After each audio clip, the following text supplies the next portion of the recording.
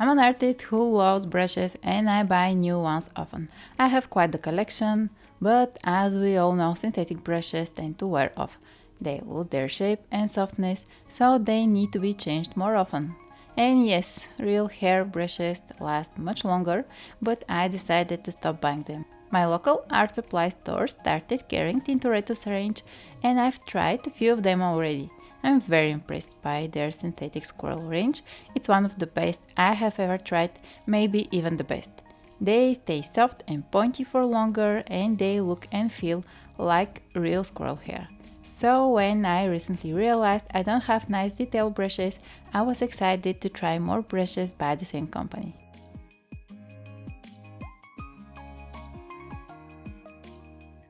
So here is what I got. I got around sizes 0, 2 and 6 from their bronze synthetic range.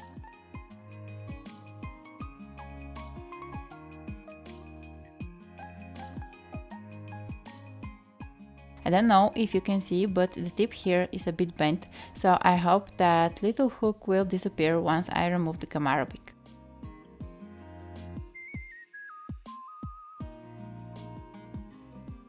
These two are flat brushes made of amber synthetics. Their handles look different, but I couldn't find any difference between them.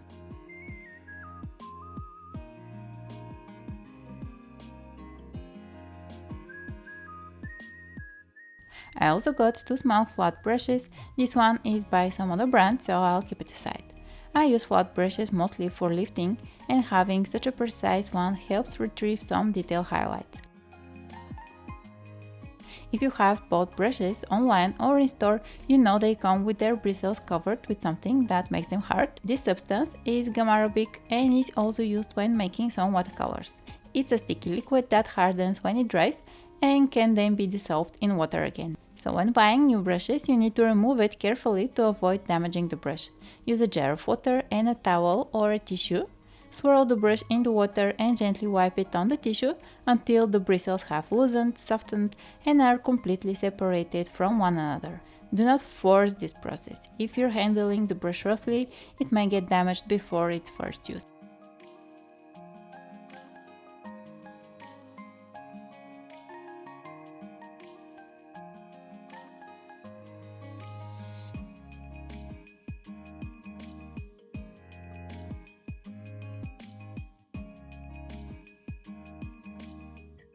I repeat the same process with all brushes.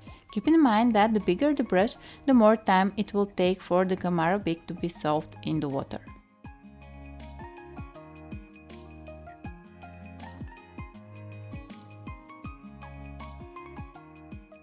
Now that my brushes are ready to use, it's time to test them. I will conduct a quick and simple test and will give you my initial feedback, starting with the flat one with the blue handle. I take some paint from my palette and I will test the brush capacity, meaning how much liquid it can hold, by painting a long stripe with it. As expected, with such synthetic fiber, especially amber, it doesn't hold a lot of liquid, but that's okay because I got it for lifting. I'll test the brush precision by checking the marks made by the tip of the brush and by painting a wavy line. I think it all looks pretty normal and as expected, so let's switch to the other brush, which, as I already mentioned, I think is absolutely the same. I'll do the same testing routine.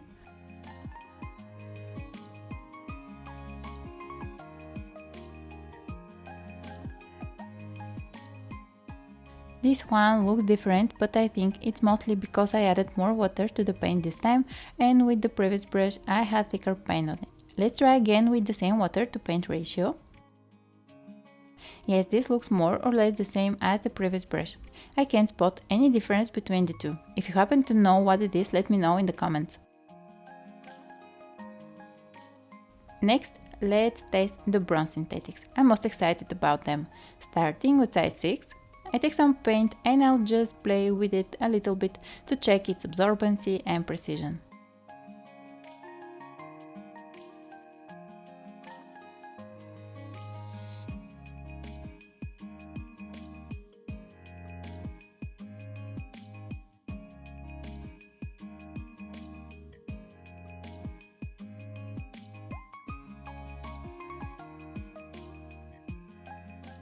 It It looks pretty normal for a synthetic brush. The thing that bothers me though is that the tip is still bent and I'm not able to fix it with my fingers.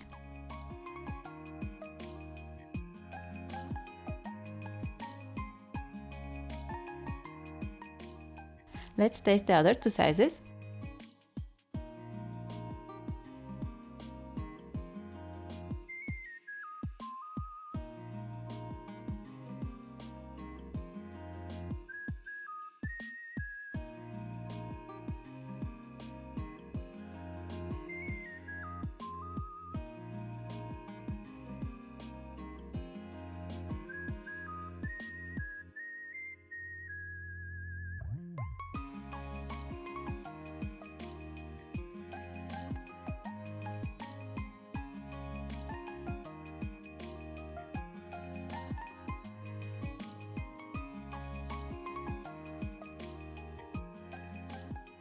Unfortunately, the tip of the size 01 is also bent.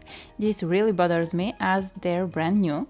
It's expected to look like this after a while, but not when it's brand new. These brushes are not expensive, so it's not a huge drama, but I just wanted some precise detailed brushes. The paint on the paper has dried, so I can also taste the small flat brush.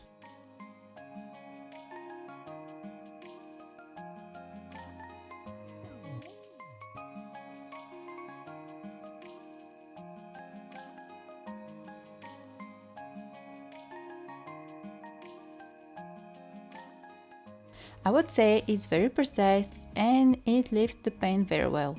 Let's check the large brushes too.